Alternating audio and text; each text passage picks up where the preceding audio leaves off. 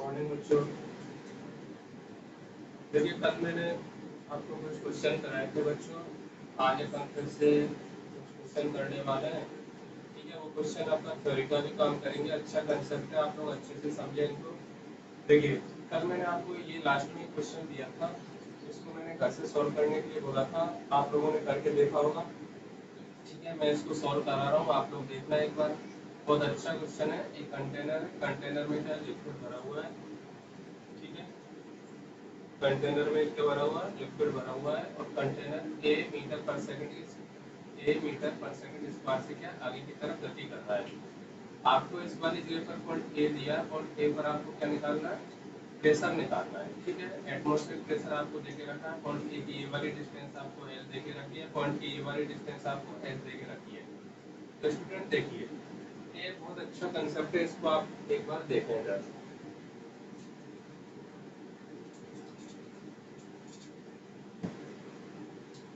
देखिए कंटेनर अपन का, कंटेनर इधर कितने त्वरण से चल रहा है, कितने एक्सीलरेशन से चल रहा है, ए मीटर पर सेकंड स्क्वायर के एक्सीलरेशन से चल रहा है। ठीक है ना।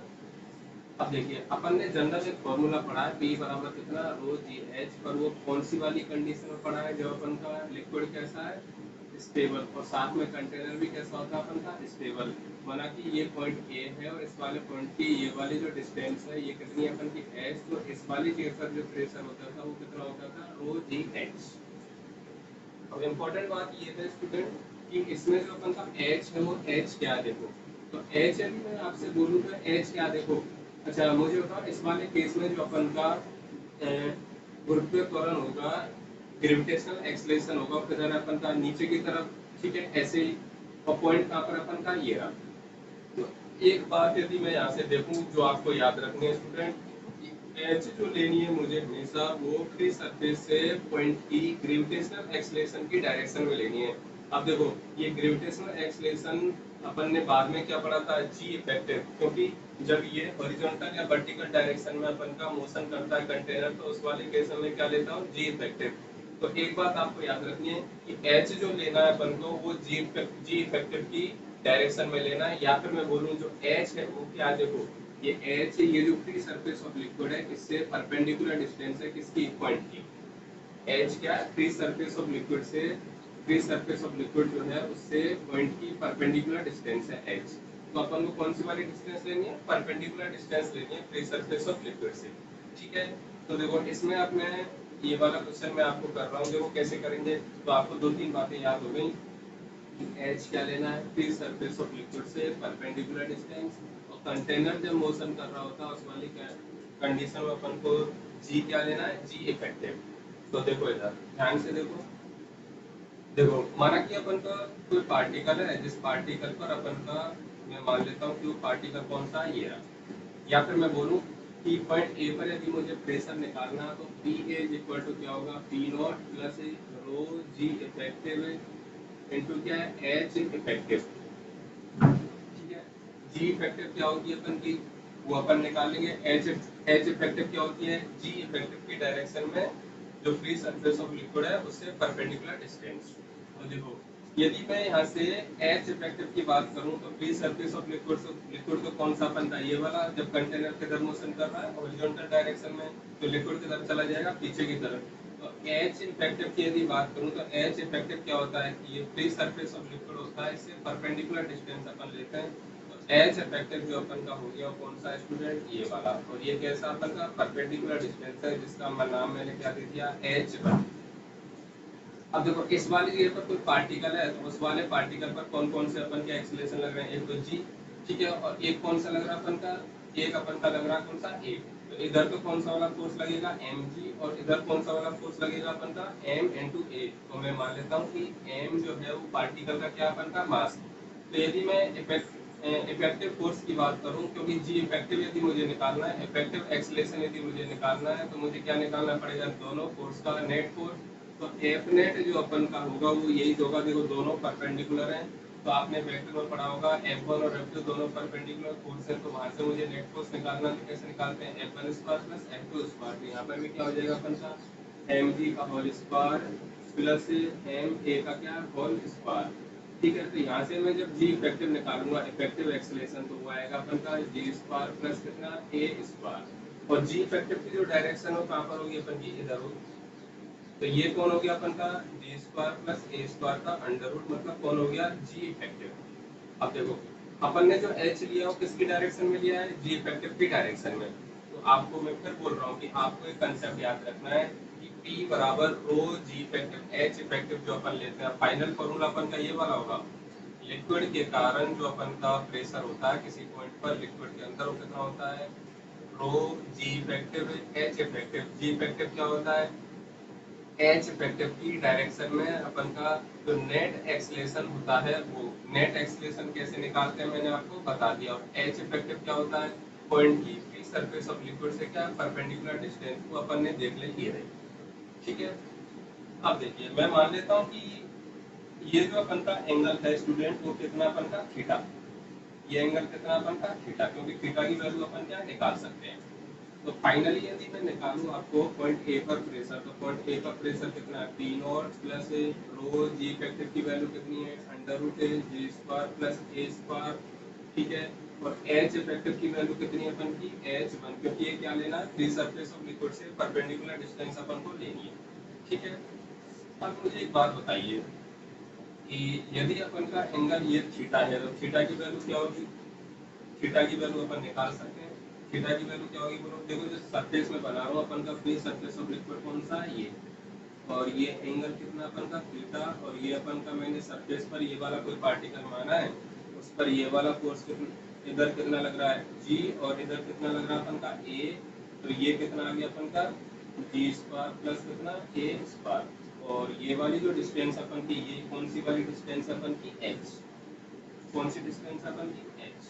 ठीक है, तो मुझे एक बात बताइए आप लोग, अच्छा ये एक बात और देखना कि ये जो पॉइंट है ना अपन का, ये पॉइंट ये इसकी सीध में मैंने लिया है, ये मैंने आपको थोड़ा सा गलत बना दिया, कहाँ पे लेके रखा है मैंने इस वाली जगह पर। पॉइंट ए कहाँ पर अपन का यहाँ पर है, तभी अपन की कैलकुलेशन क्या सही होगी, ये पॉइंट ए है अपन का। तो इसको थोड़ा सा आप सही कर देना, और ये वाली डिस्टेंस कितनी है एच, तो पॉइंट ए अपन का यहाँ पर है, क्योंकि इससे देखो अपन का एक ट्रायंगल बन रहा है, तो यहाँ से अपन की क्या कैलकुलेशन हो जाएगी। पॉइंट ए कहाँ पर है ये रहा। अब देखो मुझे एक बात बताइए कि ये वाली कौन सी है H1। ठीक है, ये H1 है, ये एंगल कितना है 90, तो बताओ इस वाले एंगल से आप लोग क्या निकाल सकते हो। अच्छा ये कितना दे रखा है आपको H, ये कितना दे रखा है H, तो देखो ये एंगल यदि थीटा है, तो मुझे एक बात बताइए ये एंगल भी कितना होगा अपन का थीटा। ठीक है, तो देखो इस वाले ट्रायंगल से यदि मैं आपको एच की वैल्यू निकालना चाहूँ, तो देखो यहाँ से cos थीटा आप लोग निकाल सकते हो, थीटा के साथ थीटा के सामने वाला तो क्या हो गया नॉर्मल, ये कोण हाइपोटेन्यूस और ये कोण अपन का बेस। तो यहाँ से यदि मैं cos थीटा की वैल्यू निकालूँ तो कितनी आ रही है, देखो cos थीटा की वैल्यू आ रही है h1 अपॉन h, तो h1 की जो वैल्यू आ रही है h cos थीटा। ठीक है, तो देखो ये डायग्राम में, अच्छा इसको इधर लिख रहा हूँ, देखो पॉइंट ए पर जो प्रेशर होगा कितना P not plus rho under root G square plus A square, H one की वैल्यू कितनी आ गई एच कॉस थीटा। ठीक है, कॉस थीटा की वैल्यू निकालनी है, देखो मुझे बताओ कॉस थीटा की वैल्यू कैसे निकालेंगे। देखो इस वाले डायग्राम से ये जी है अपन का, ठीक है ये ए है, और ये कौन है अपन का जी स्क्वायर प्लस ए स्क्वायर का अंडर रूट। ठीक है ना, अच्छा ये एंगल अपन का थीटा है, तो ये भी कितना होगा अपन का थीटा। ठीक है, तो मुझे बताओ इस वाले का मैं कंपोनेंट इधर लूँ तो मुझे कौन सा वाला मिलेगा जी, क्योंकि नेट के यदि मैं कंपोनेंट लूंगा तो मुझे कौन से वाले एक्सेलरेशन मिलेंगे ये वाले। तो ये जो नेट अपन का एक्सेलरेशन है इसका मैं थीटा की तरफ कंपोनेंट ले रहा हूँ, तो कितना आएगा अपन का जी स्क्वायर प्लस ए square under root cos theta बराबर कितना जी। तो यहाँ से जब मैं कॉस थीटा की वैल्यू निकालूंगा तो कितनी आ रही है, देखो जी upon under root G square plus कितना ए स्क्वायर, ये वाली वैल्यू मैं यहाँ पर रखूंगा। देखो ये तो आपस में कैंसिल हो रहे हैं। ठीक है, फाइनली बचेगा कितना, देखो P A equal to P not plus A rho. ठीक है, अच्छा साथ में इसकी जब वैल्यू रखी मैंने एस तो बच ही रहा है, तो और क्या बचेगा अपन का जी। तो पॉइंट ए पर जो अपन का प्रेशर है वो कितना अपन का ये रहा पी ए बराबर P not plus A rho G and, एक तो इसका आंसर ही होगा। तो ये आपको सॉल्यूशन समझ में आया नहीं आया, तो इम्पोर्टेंट कंसेप्ट है क्या इसमें आपको एक बात याद रखनी है स्टूडेंट कि जी कौन सा लेते हैं अपन, जी इफेक्टिव, और एच भी कौन सा लेते हैं, एच इफेक्टिव। और एच इफेक्टिव क्या होता है अपन का, फ्री सरफेस ऑफ लिक्विड से पॉइंट की जो परपेंडिकुलर डिस्टेंस है वो अपन लेते हैं। और जी इफेक्टिव भी कितना लेते हैं, एच की जो डायरेक्शन है उस वाली डायरेक्शन में अपन क्या लेते हैं, जी इफेक्टिव। वहां से अपन कैलकुलेशन करेंगे तो अपन को आंसर निकल के आ जाएगा। तो एक आंसर तो अपन का ये वाला है, ठीक है। दूसरा आंसर देखते हैं अपन, ठीक है। नेक्स्ट देखिए, नेक्स्ट देखिए आप लोग। तो ये वाला मेरे हिसाब से आपके समझ में आ गया होगा। तो देखो, एक तो आ गया अपन का आंसर कौन सा, पी ए बराबर P not plus rho ji H, ठीक है ना। दूसरा एक और अपन निकालते हैं। देखो इसको मैं और कैसे निकाल सकता हूँ, इधर देखिए, एच वन की वैल्यू में और कैसे निकाल सकता हूँ, इसको हटा रहा हूँ मैं, ये वाला देख लो आप।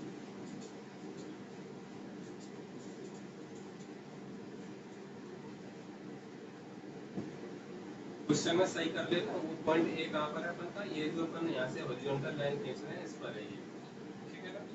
अब देखो, एक मैं इस वाले ट्रायंगल से भी तो एच वन की वैल्यू निकाल सकता हूँ। ये अपन का क्या है, परपेंडिकुलर है, ठीक है। तो ये थीटा है, तो ये क्या है, नॉर्मल हो गया, ये हाइपोटेनियस हो गया, नहीं सॉरी बेस, और ये कौन हो गया अपन का, हाइपोटेनियस, ठीक है। तो देखो कैसा एंगल ट्रायंगल, कैसा डायग्राम अपन का बनता है, इस तरीके का डायग्राम बनता है।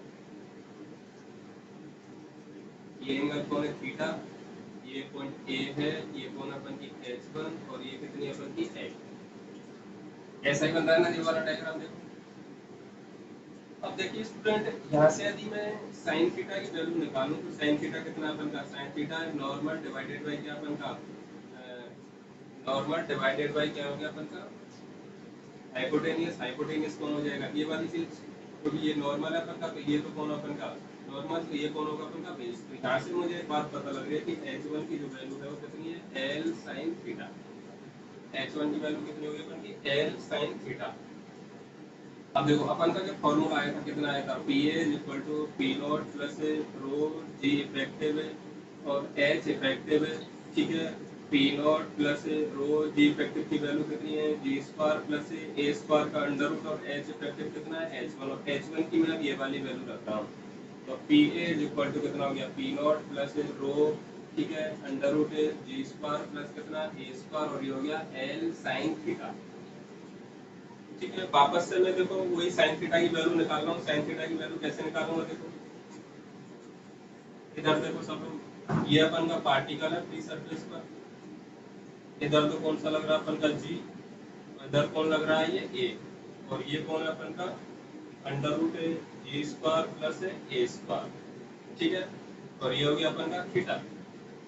अब मुझे यदि साइन थीटा की वैल्यू निकालनी है तो मुझे बताओ, मुझे क्या करना पड़ेगा, ए को लाने के लिए इसका ये वाला कंपोनेंट लेना पड़ेगा, क्योंकि ये वाला कंपोनेंट तो कौन सा होगा, cos थीटा वाला, तो ये वाला कंपोनेंट कौन सा हो जाएगा अपना, sin थीटा वाला। तो यहाँ से मुझे क्या मिल रहा है, देखो under root G square plus ए स्क्वायर साइन थीटा बराबर क्या होगा अपन का ए। भाई इसका ये वाला कंपोनेंट यदि अपन लेंगे तो किसके बराबर होना चाहिए, ए के बराबर। इसका ये वाला कंपोनेंट लेंगे तो किसके बराबर होना चाहिए, जी के बराबर। तो यहाँ से मुझे साइन थीटा की जो वैल्यू मिली वो कितनी मिल गई, ए upon under root G square plus कितना ए स्क्वायर। तो ये वाली वैल्यू जब मैं यहाँ पर रखूंगा तो फाइनली स्टूडेंट कितना आ रहा है, P is equal to P not plus rho under root G square plus कितना ए स्क्वायर, ये एल, और ये साइन थीटा की वैल्यू अपन की आ रही है कितनी, A upon under root G square plus कितना ए स्क्वायर, ये कैंसिल हो गया। तो फाइनली पी ए की जो वैल्यू बच रही है कितनी, पी नॉट प्लस रो, देखो ए इंटू कितना है, एक आंसर अपन का ये वाला हो गया। तो देखो एक तो ये वाला आंसर है और एक कौन सा आंसर है, ये। तो मल्टीपल चॉइस मैंने बताया था, तो इसके कौन से आंसर हो जाएंगे, दो। अब आपको देखो सिंपल तरीका से इसको याद रखना है, एक बार आप इसको कर लो, देख लो स्क्रीनशॉट लेके वीडियो पॉज करके आप लोग खुद से करें एक बार। तो मैं इसको आपको बेसिक सिंपल सा कंसेप्ट बता रहा हूँ, अब के बाद आपको इतनी कैलकुलेशन नहीं करनी है, आपको डायरेक्ट कैसे आंसर बताना है ये आपको मैं बता रहा हूँ, ठीक है। तो ये आपको मेरे हिसाब से समझ में आ गया होगा बच्चों। अब देखो डायरेक्ट अपन आंसर कैसे लिखेंगे, इधर देखो,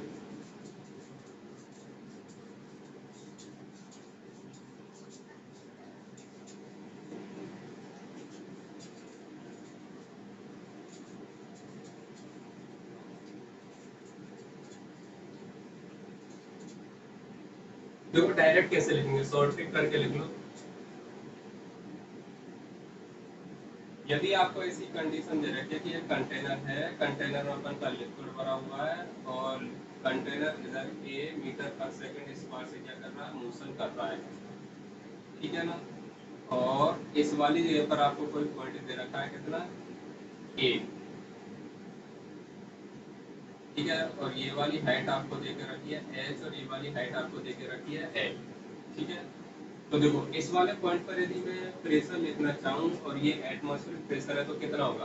देखो वर्टिकल डायरेक्शन में यदि अपन चल रहे हैं तो अपन को कौन सा वाला एक्सलेशन लेना है, वर्टिकल वाला एक्सलेशन लेना है। और कौन सी वाली हाइट लेनी है अपन को, वर्टिकल वाली हाइट।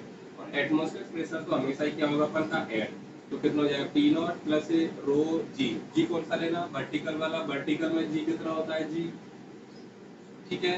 अच्छा ये जी का मतलब है, ये जो अपन का फॉर्मूला होता है पी बराबर रो जी एच, जी का मतलब है ये कौन है अपन का एक्सलेशन है ये, ठीक है। एच क्या अपन की हाइट, ठीक है। तो वर्टिकल में भी चल रहे हैं तो वर्टिकल वाला एक्सलेशन, वर्टिकल में कौन होता है अपन का ग्रेविटेशनल एक्सलेशन, वो मैंने लिख लिया। इनटू क्या लेना है एच, बताओ वर्टिकल में पॉइंट की हाइट क्या है, फ्री सरफेस ऑफ लिक्विड से एच, तो मैंने क्या ले लिया एच। एक तो ये वाला आंसर हो गया। दूसरा यदि अपन हॉरिजॉन्टल में चल रहे हैं तो मैं क्या बोल रहा हूँ, एटमॉस्फेरिक प्रेशर तो अपन का ऐड होगा ही, साथ में क्या रो, बताओ। अब हॉरिजॉन्टल में यदि चल रहे हैं, ठीक है, कॉर्नर से हॉरिजॉन्टल में यदि चल रहे हैं तो मुझे कौन सा वाला एक्सीलरेशन लेना है स्टूडेंट, हॉरिजॉन्टल वाला एक्सीलरेशन लेना है। तो हॉरिजॉन्टल में कितना एक्सीलरेशन है अपन का ए, तो ए, ठीक है। और पॉइंट की अपन को कॉर्नर से हॉरिजॉन्टल डिस्टेंस लेनी है, हॉरिजॉन्टल डिस्टेंस कितनी है एल। तो वर्टिकल में चलेंगे तो अपन को वर्टिकल वाली चीजें लेनी है, हॉरिजॉन्टल में चलेंगे तो कौन सी वाली चीज लेनी है, हॉरिजॉन्टल, ठीक है ना। तो आप ये याद रखें, नोट डाल के आप लोग लिख लें कि एच क्या होता है अपन का, एच क्या होता है, पी बराबर रो जी एच में एच क्या होता है अपन का, एच होता है फ्री सरफेस ऑफ लिक्विड से पॉइंट की परपेंडिकुलर डेप्थ। अच्छा जी इफेक्टिव क्या होता है, लिख लो ये भी, देखो जी इफेक्टिव क्या होता है लिख लो, effective acceleration in the direction of H, ठीक है। एच की डायरेक्शन में क्या होता है, इफेक्टिव एक्सीलरेशन। तो ये क्वेश्चन मेरे हिसाब से आपको समझ में आ गया होगा, बड़ा इंपॉर्टेंट क्वेश्चन है। वर्टिकल में चल रहे हैं तो वर्टिकल वाले, हॉरिजॉन्टल में चल रहे हैं तो हॉरिजॉन्टल वाले। तो देखो हॉरिजॉन्टल में चल रहे हैं तो हॉरिजॉन्टल एक्सीलरेशन कितना ए, तो जी की जगह कितना आएगा ए, और हॉरिजॉन्टल इसकी डेप्थ कितनी है एल, तो ये क्या आ गया एल। वर्टिकल में चल रहे हैं तो रो जी, जी की जगह क्या आएगा जी, क्योंकि वर्टिकल में क्या होता है इस वाली डायरेक्शन में एक्सीलरेशन क्या होता है जी के बराबर, और हाइट क्या आ गया अपन की एक्स, ठीक है। तो ये आप लोग एक बार अच्छे से करें, बहुत अच्छा कंसेप्ट है ये। इसी में नेक्स्ट टॉपिक देखिए, इक्विप्रेशर लाइन, समदाबीय रेखा, ठीक है। इक्विप्रेशर लाइन, समदाबीय रेखा। स्टूडेंट इसकी आप लोग डेफिनेशन लिख लो। देखो line at which pressure at every point, line at which pressure at every point is same is known as equipressure line. ऐसी लाइन जिसके हर एक पॉइंट पर प्रेशर की वैल्यू कैसी हो अपन की सेम, उसको अपन क्या बोल रहे हैं, इक्विप्रेशर लाइन, ठीक है ना। दूसरा पॉइंट लिखो इसमें, पहला तो कौन सा हो गया, सेम प्रेशर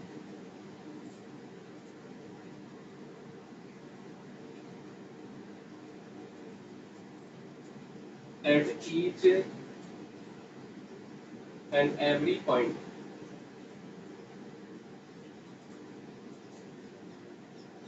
अच्छा दूसरा कौन सा है, माना कि देखो ये वाली कंडीशन है, ये ए एक्सलेशन से इधर क्या कर रहा है, मोशन कर रहा है कंटेनर, और इसमें अपन का ये लिक्विड भरा हुआ है, तो लिक्विड की जो फाइनल कंडीशन होगी कैसी होगी अपन की, ये वाली, ये वाली अपन की क्या होगी फाइनल कंडीशन। और ये जो लाइन अपन की सबसे ऊपर वाली, इस वाली लाइन को अपन क्या बोल रहे हैं, फ्री सरफेस ऑफ लिक्विड।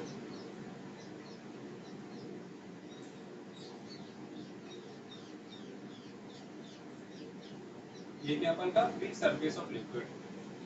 तो स्टूडेंट अपन की जो इक्विप्रेशर लाइन होती है। वो इक्विप्रेशर लाइन कौन सी है, देखो ये वाली। तो यहाँ से मुझे एक कंसेप्ट पता लग रहा है कि इक्विप्रेशर जो लाइन होती है स्टूडेंट, वो क्या होती है अपन की, जो फ्री सरफेस ऑफ लिक्विड होता है उसके कैसी होती है, पैरेलल। कैसी होती है उसके, पैरेलल। तो अगला पॉइंट लेना, equipressure line are always parallel to free surface of liquid. क्या है, ऑलवेज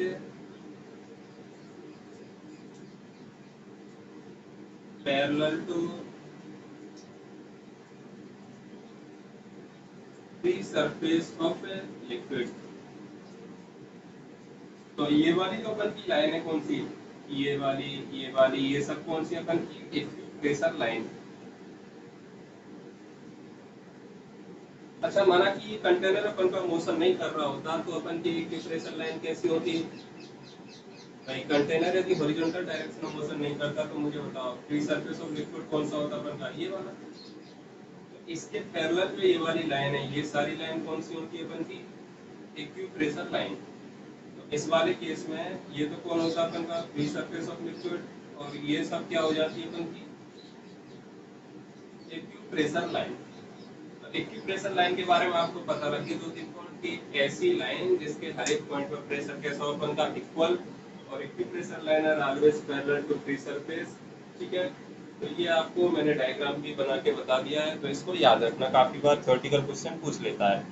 अब एक क्वेश्चन करते हैं अपन, देखो देखिए क्वेश्चन है अपन का स्टूडेंट, एक अपन की बकेट है और बकेट कंप्लीटली किससे फिल्ड है अपन की, लिक्विड से फिल्ड है ऐसे।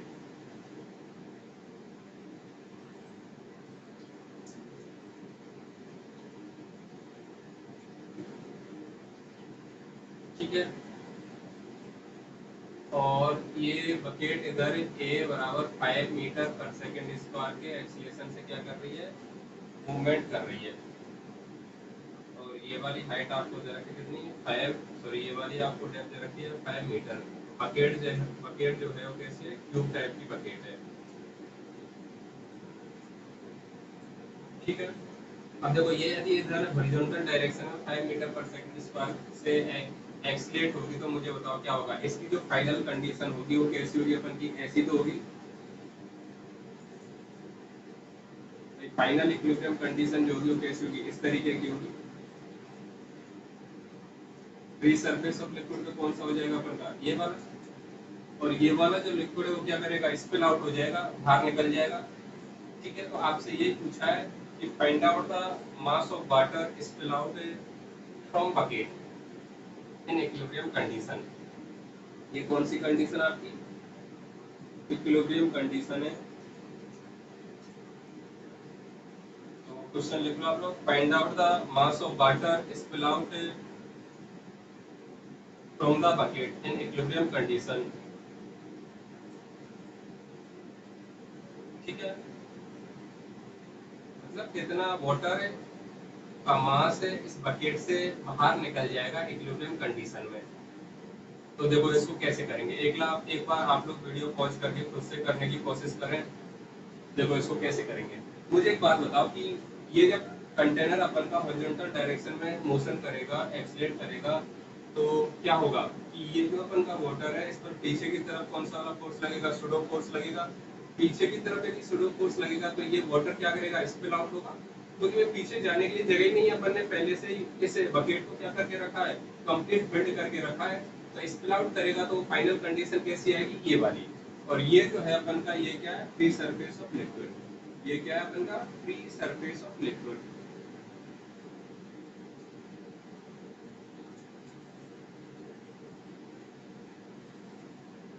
अब मुझे एक बात बताओ, ये क्यूब टाइप की यदि बकेट है तो मुझे बताओ इनिशियल कंडीशन में जो वॉल्यूम है वो मैं निकाल सकता हूँ क्या, इनिशियल वॉल्यूम ऑफ वाटर है। तो वाटर का यदि मुझे वॉल्यूम पता लग जाएगा तो डेंसिटी से मल्टीप्लाई कर दूंगा तो क्या आ जाएगा अपन का, मास। ठीक है, तो इनिशियल कंडीशन में वॉल्यूम यदि निकाल तो क्यूब जो होता है उसका वॉल्यूम क्या होता है, उसकी जो हाइट है, डेप्थ, ठीक है, और ब्रेड्थ होती है, उसको अपन क्या करते हैं, मल्टीप्लाई कर देते हैं। तो इसका इनिशियल वॉल्यूम कितना हो जाएगा वाटर का, 5 × 5 × 5, तो कितना हो गया, 125 मीटर क्यूब। क्योंकि ये क्यूब कंप्लीटली क्या अपन का फिल्ड है। इस वाली कंडीशन में यदि मैं निकालूंगा तो मुझे बताओ कैसे निकालूंगा कि इस वाले एरिया का यदि मुझे क्या मिल जाए, वॉल्यूम मिल जाए, तो मैं क्या करूंगा, उसको डेंसिटी से मल्टीप्लाई कर दूंगा, तो इस वाले एरिया में कितना अपन का वाटर होगा वो मुझे मिल जाएगा। वही वाटर क्या कर रहा है, स्पिल आउट हो रहा है, बाहर निकल रहा है, ठीक है, इक्विलिब्रियम कंडीशन में आने पर। अच्छा, इसके लिए मुझे बताओ, आप लोग ये वाला एंगल निकाल सकते हो क्या, थीटा? कल मैंने बताया था कि ऐसी यदि कंडीशन है तो ये टेन थीटा कितना होता है अपन का, टेन थीटा बराबर कितना होता है, ए अपॉन जी।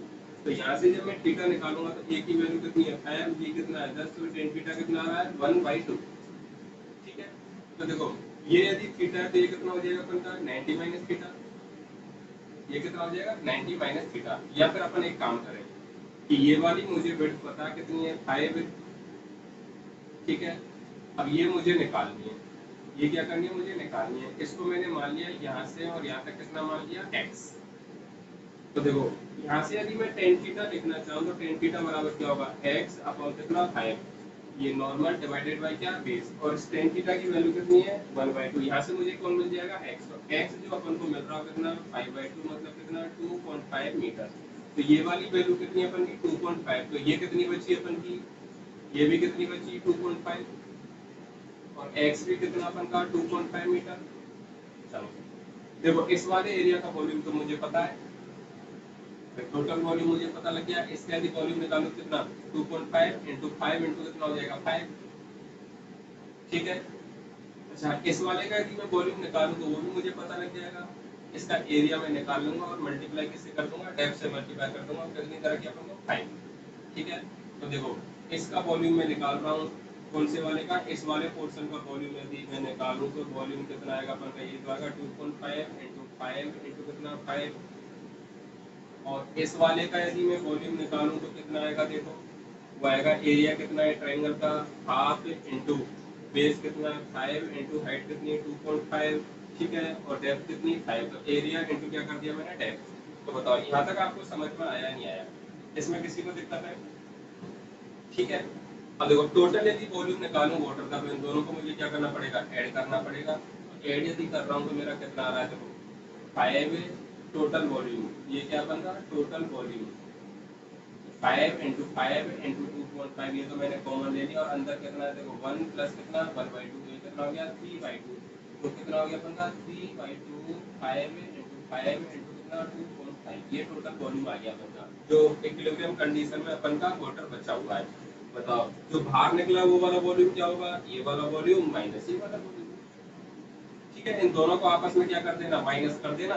तो जो वॉल्यूम है वो कौन सा अपन का, जो वाटर अपन का बाहर निकल गया, मास यदि निकालना तो उसको किससे मल्टीप्लाई कर देंगे अपन, डेंसिटी से मल्टीप्लाई कर देंगे। तो इसमें किसी को दिक्कत है क्या, कर लोगे ऐसा क्वेश्चन, बताओ किसी को दिक्कत हो तो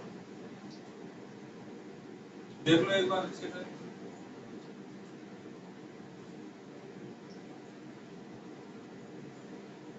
अच्छा मुझे बताओ यहाँ पर यदि अपन का थीटा 45 से ज्यादा आ जाता, 45 तो कब आता, जब ये वाला जो पॉइंट हो कहाँ पर होता है, यहाँ पर, तो कितना हो जाता, ये वाला पॉइंट यहाँ पर होता तो थीटा कितना होता 45 मतलब 5/5, और 45 से ज्यादा होता तो उस वाली कंडीशन कैसी होती है, ऐसी तो तुम्हें बता देता हूँ एकदम। देखो काफी बार ये देख लेता कि भाई 45 से एंगल ज्यादा होगा तो कंडीशन कैसी होगी। देखो एक थीटा ग्रेटर देन कितना हो जाता 45, एक चीज तो मुझे पता 45 कब होता, जब ये कंडीशन कैसी होती ऐसी, क्योंकि थीटा यदि निकालते तो ये भी 5 है और ये भी 5, तो 5/5 कितना 1, तो थीटा इक्वल टू कितना 45, तो थीटा ग्रेटर देन 45 होता तो उसके लिए कंडीशन कैसी होती, तो उसके लिए कंडीशन आपकी ऐसी होती है। ये जो केस है इस वाले केस में थीटा जो है वो कितना है, ग्रेटर देन 45 है, ठीक है, ये वाली कंडीशन होती है, ध्यान रखना। 45 कब होता है, जब ये वाली कंडीशन होती है ग्रेटर देन 45 है ये, और लेस देन 45 में इधर ऊपर जा रहा है आपका ये वाला पॉइंट, ठीक है। तो आप इसको अच्छे से करें, बहुत बढ़िया कंसेप्ट है। नेक्स्ट क्वेश्चन देखिए, आपको इस तरीके की एक ट्यूब दी है, गिलास की ट्यूब आपको दे के रखी है, और इनिशियल कंडीशन में दोनों में जो अपन का, दोनों लिम्स में जो अपन का लिक्विड भरा हुआ है रो डेंसिटी वाला वो सेम हाइट तक है, ठीक है, और ये वाली जो आपको लेंथ दे रखी है कितनी है एल। अब मैंने क्या आपसे, ये जो कंडीशन आपको दी है ये एक्सलेट करने से पहले की कंडीशन है, ठीक है। अब मैं क्या करता हूँ इसको ए मीटर पर सेकंड स्क्वायर एक्सीलरेशन से क्या एक्सीलरेट करा देता हूँ। तो a मीटर पर सेकंड स्क्वायर एक्सीलरेशन से एक्सीलरेट कराएंगे तो फाइनली क्या होगा कि इस पर अपोजिट डायरेक्शन में क्या लगेगा, स्यूडो फोर्स लगेगा। उसके कारण इस वाली लेवल्स में तो क्या करेगा अपन का वाटर का लेवल क्या है डिक्रीज होगा, और इस वाली लेवल्स में क्या करेगा वाटर का लेवल इंक्रीज होगा।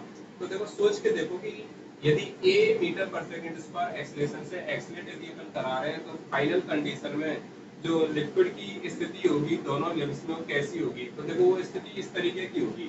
ठीक है, ये तो कौन सी कंडीशन है, इनिशियल कंडीशन। इनिशियल कंडीशन का मतलब है बिफोर एक्सीलरेशन। ठीक है, और ये अपन की फाइनल कंडीशन है। देखो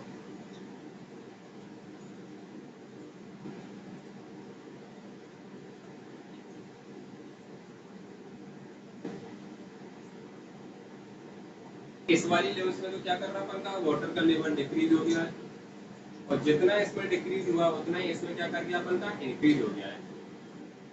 ठीक है, अच्छा इनिशियल जो लेवल था वाटर का वो कौन सा था अपन का, ये रहा दोनों। ये कौन सा है इनिशियल लेवल। ठीक है, और ये कौन सा लेवल अपन का फाइनल लेवल।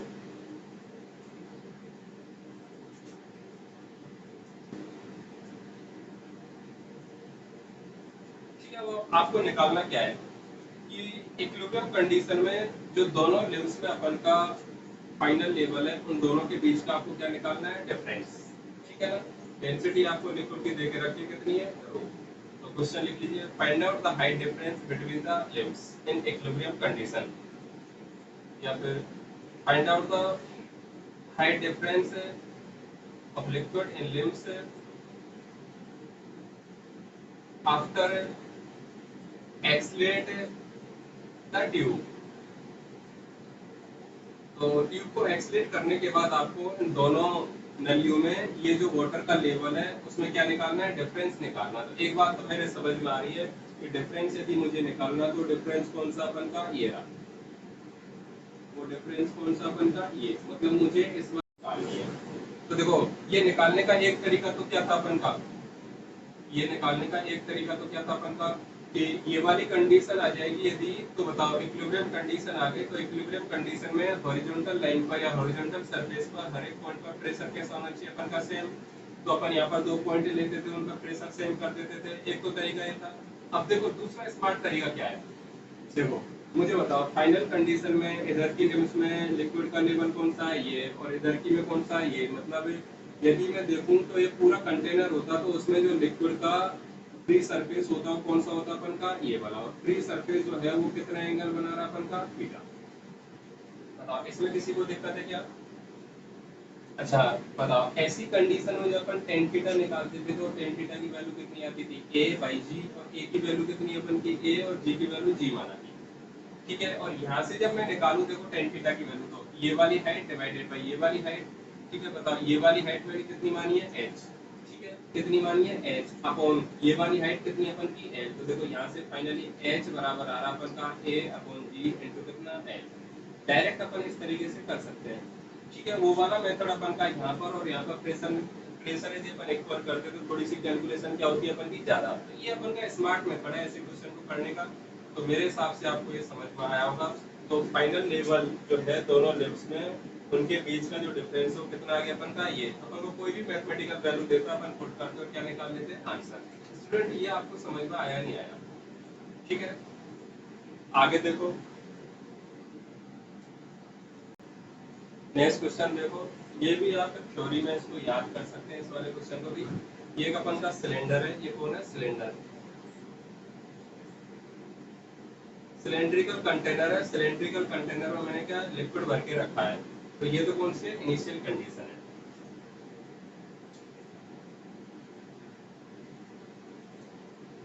और बिफोर रोटेशन।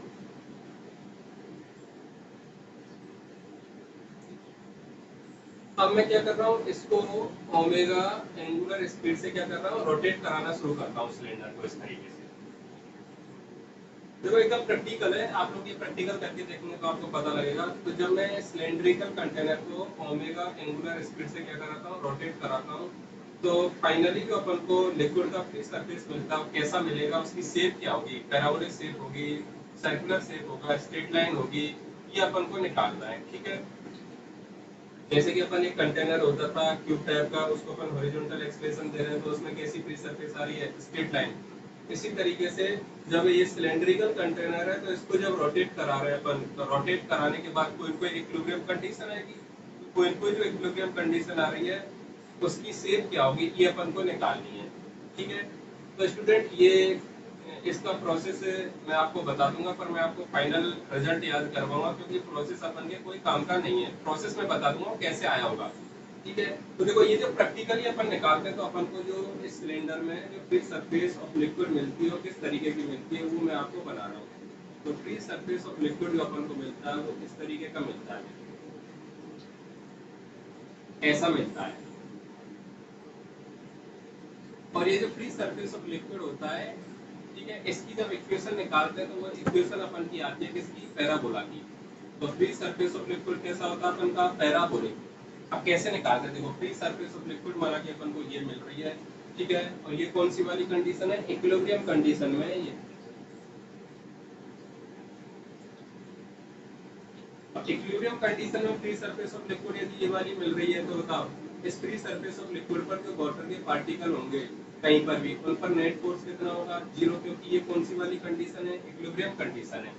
तो देखो ये जो पैराबोला की अपन इक्वेशन निकालते हैं इसमें, वो पैराबोला की इक्वेशन किससे आती है अपन की, कि ये कोई भी अपन का पार्टिकल होगा वाटर का, उसके फ्री सरफेस ऑफ लिक्विड पर, कहां पर, फ्री सरफेस ऑफ लिक्विड पर, उस पार्टिकल पर नेट फोर्स मुझे कितना करना है, जीरो करना है। और नेट फोर्स यदि जीरो कर दूंगा तो फाइनली मुझे एक इक्वेशन मिलेगी, वो इक्वेशन किसकी आएगी, पैराबोला की।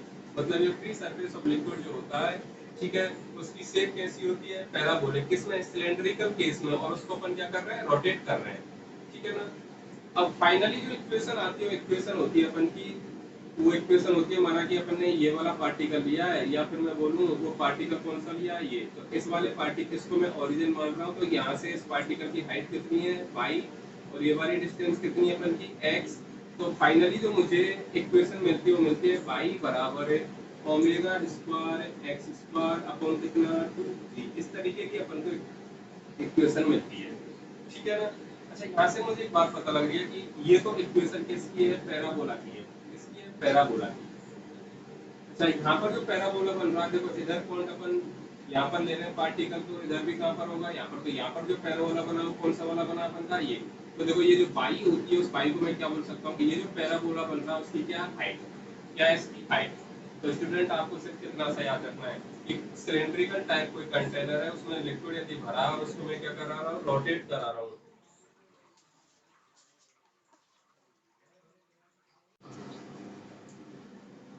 हाँ, तो स्टूडेंट, तो ये मैंने आपको बताया कि यदि अपन का लिक्विड एक सिलेंड्रिकल कंटेनर में भरा हुआ है और उस सिलेंड्रिकल कंटेनर अपनी एक्स के रेस्पेक्ट में ओमेगा स्पीड से क्या कर रहा है, एंगुलर स्पीड से रोटेट कर रहा है, तो फाइनल इक्विलिब्रियम कंडीशन में जो लिक्विड का फ्री सरफेस होगा उसकी जो शेप होगी वो कैसी आएगी अपन की, पैराबोलिक। उसका मैंने आपको क्या तरीका बताया, कैसे निकालते हैं। इक्विलिब्रियम कंडीशन में अपन प्रैक्टिकली देखेंगे तो ऐसी शेप आ रही है, वो ऐसी शेप का मतलब है कि इस पर जो फ्लूइड के पार्टिकल है इक्विलिब्रियम कंडीशन में कैसे होंगे, रेस्ट में।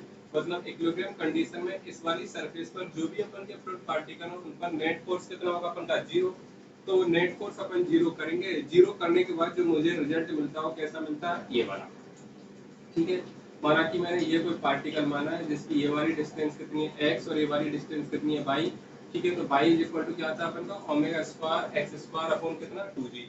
और ये जो इक्वेशन है देखो y और x के बीच में किसकी इक्वेशन है, पैराबोला की इक्वेशन है। इसका मतलब फ्री सरफेस ऑफ लिक्विड कैसी बनेगी इस वाली कंडीशन में, पैराबोला। ठीक है ना।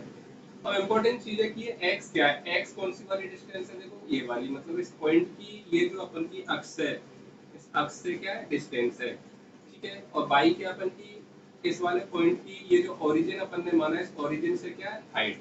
ठीक है, तो इसके करस्पॉन्डिंग इधर भी यदि मैं कोई पॉइंट लूं तो ये जो अपन का पैराबोला बन रहा है, इस पैराबोला की जो ये हाइट है, ये वाली हाइट है कितनी, बाई।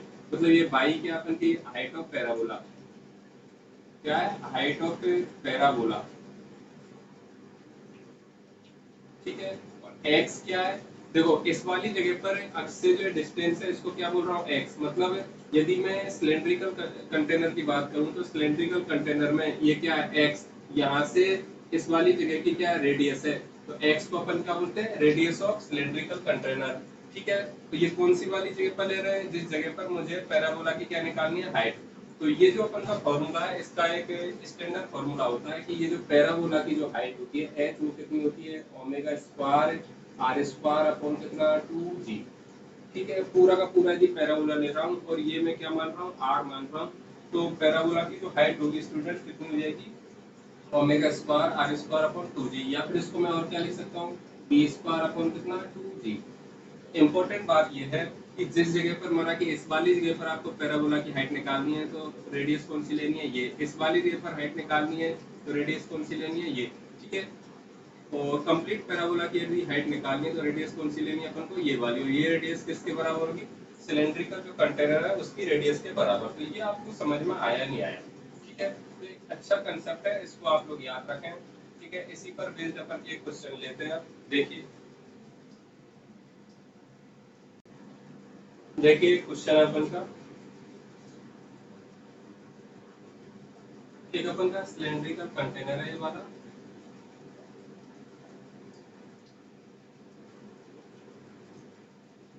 और ये जो सिलेंड्रिकल कंटेनर है माना कि ये कंप्लीटली किससे फिल्ड है, अपन का लिक्विड से फिल्ड है। ये लिक्विड की डेंसिटी आपको कितनी दे रखी है, रो। और आपको दिया हुआ है कि ये किस एंगुलर स्पीड से रोटेट कर रहा है, घूम रहा है, ओमेगा एंगुलर स्पीड से क्या कर रहा है, रोटेट कर रहा है। कंटेनर की जो आपको हाइट दे के रखी है स्टूडेंट, वो कितनी दे रखी है, एच। क्या दे के रखी है, एच। और ये जो सिलेंड्रिकल कंटेनर है इसकी रेडियस आपको कितनी दे रखी है, आर। ये कौन है, सिलेंडर है ये। तो क्वेश्चन नंबर एक जो है अपन का वो क्या है, देखो आपको बताना है कि कंप्लीटली जब भरा है, मतलब देखो ये जो कंडीशन आपको दे के रखी है ये ओमेगा स्पीड से रोटेट करने से पहले की कंडीशन दे रखी है। अब ओमेगा स्पीड से रोटेट कराएंगे तो इसका फाइनली जो फ्री सरफेस ऑफ लिक्विड होगा कैसा होगा, वो होगा अपन का कैसा, पैराबोलिक शेप का होगा। तो आपको बताना है कि इसको जो अपन ओमेगा स्पीड से घुमा रहे हैं तो कितना अपन का लिक्विड बाहर इसमें से स्पिल आउट हो जाएगा, बाहर निकल जाएगा। ठीक है ना, तो पहला तो निकालना अपन को, find out the volume of liquid spill out from cylindrical container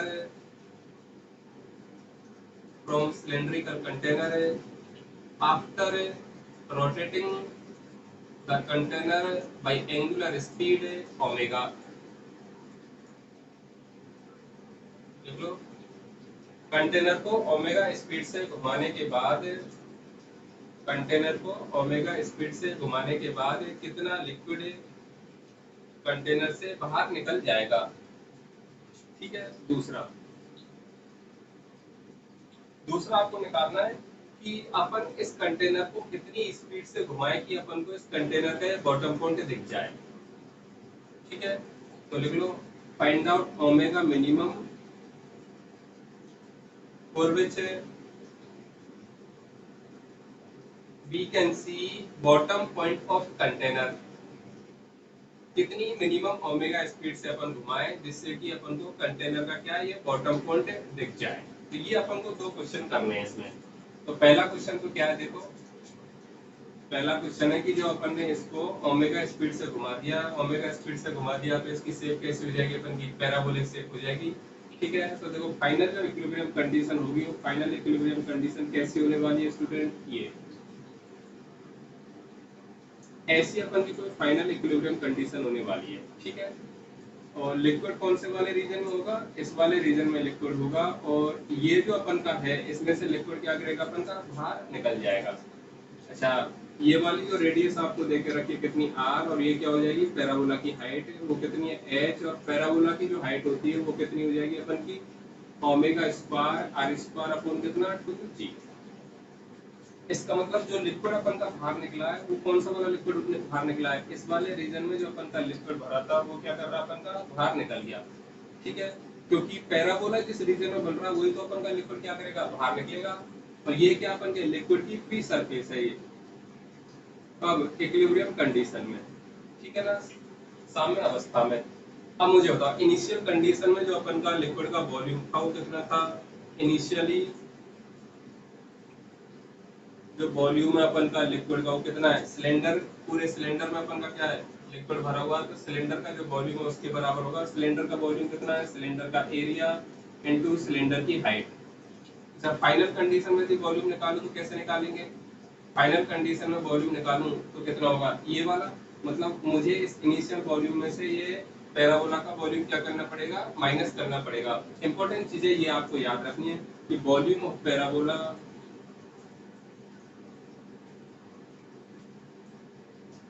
तो पैराबोला का जो वॉल्यूम होता है स्टूडेंट, वो वॉल्यूम होता है अपन का pi R square by two into कितना? एच। ये आपको याद रखना है कि ये जो पैराबोला अपन का बनता है उसका वॉल्यूम कितना होता है? Pi R square by two into H. ठीक है, माना कि यहाँ पर यदि अपन देखते हैं इसका, तो अपन को रेडियस कौन सी वाली ले लेते? ये वाली। और हाइट कौन सी वाली लेते हैं? ये। तो आपको ये याद रखना कि पैराबोला का जो वॉल्यूम होता है वो कितना होता है student? Pi R square by two into H. ये मैथमेटिकल टर्म्स है, आपको याद रखनी है।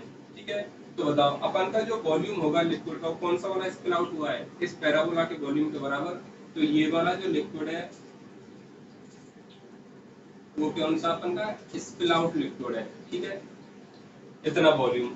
ठीक है, और बचा हुआ जो वॉल्यूम होगा, बचा हुआ जो वॉल्यूम होगा ये वाला, ये वॉल्यूम कितना अपन का? ये वॉल्यूम होगा टोटल वॉल्यूम माइनस क्या है? पैराबोला का वॉल्यूम। तो इतना अपन का क्या है? बचा हुआ वॉल्यूम है लिक्विड का। तो ये आपको बात समझ में आई या नहीं आई? ठीक है, अपन का जो वॉल्यूम है बचा हुआ कितना? ये। और ये वॉल्यूम कौन सा है जो स्पिल आउट हो गया? पैराबोला का वॉल्यूम। इसलिए जो पैराबोला बन रहा है इसका वॉल्यूम कितना है? ये वाला, मतलब इतना लिक्विड क्या अपन का बाहर निकल गया। तो ये सारी चीजें आप कैलकुलेट कर लोगे क्या? ये आपको अच्छे से, मतलब एक बार पढ़नी है, फिर खुद से इनको क्या नोट्स बनाने हैं और अच्छे से समझनी है, याद करने वाली चीजें सारी है। ठीक है ना? तो देखो इसको एक बार आप लोग।